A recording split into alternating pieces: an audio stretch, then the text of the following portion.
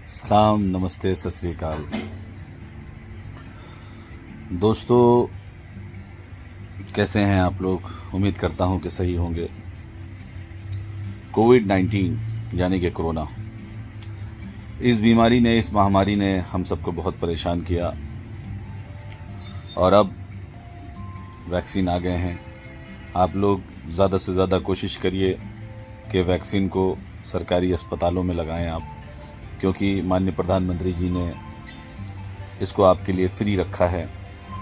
और जनाब मुख्तार अब्बास नकवी साहब और अमीन पठान साहब ने ये कहा है कि जान है तो जहान है, तो जान है तो जहान है, यह हमें नहीं भूलना है। देखिए, हिंदू जो हमारे भाई हैं उनसे हमारी आस्था है और हम हिंदुस्तानी हैं, और जाहिर सी बात है कि हम सब हिंदुस्तान में रहते हैं। वतन से बड़ा कुछ नहीं है।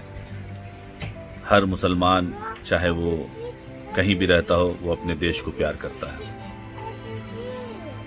लेकिन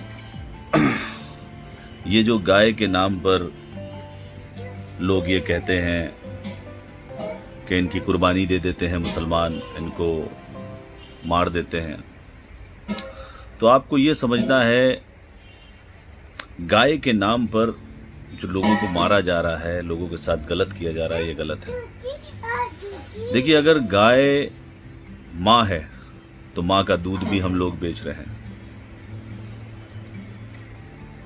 हम एक तरफ तो कहते हैं कि गाय हमारी माता है, दूसरी तरफ हम उसका दूध बेच रहे हैं और उसको सड़कों पे छोड़ देते हैं। कभी कभी कितनी गाय ऐसी होती हैं, कितनी माँ ऐसी होती है जिनके एक्सीडेंट हो जाते हैं।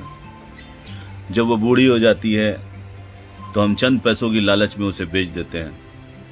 तो ये कैसा इंसाफ है कि आप अपनी माँ को बेच रहे हैं, माँ का दूध बेच रहे हैं, यहाँ तक कि माँ का गोबर बेच रहे हैं।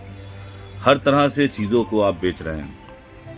अगर पाबंदी गाय की है तो फिर चूहों की दवाओं पे भी रोक होना चाहिए, क्योंकि वो प्रथम भगवान गणेश जी की सवारी है और गणेश जी की चीज़ों को ख़त्म किया जा रहा है। चूहे मार दवाएं रास्ते में बिकती हैं, हर दुकानों में बिकती हैं और चूहों को मार दिया जाता है। बात अगर आस्था की है तो दुनिया के अंदर जितने भी रिसर्च सेंटर हैं जहाँ सांप पे रिसर्च हो रहा है और जो सपेरे सांप का जहर निकाल रहे हैं, वो तो भगवान शिव के गले का और उनकी जटा का, उनके गले में लहराता हुआ वो नीलकंठ है जिसको दुनिया जानती है।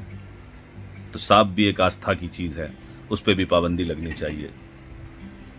और अगर बात इसी तरह हर चीज़ों की है तो तमाम कुत्ते ऐसे हैं जिनको मारा जाता है, सड़कों पे छोड़ दिया जाता है।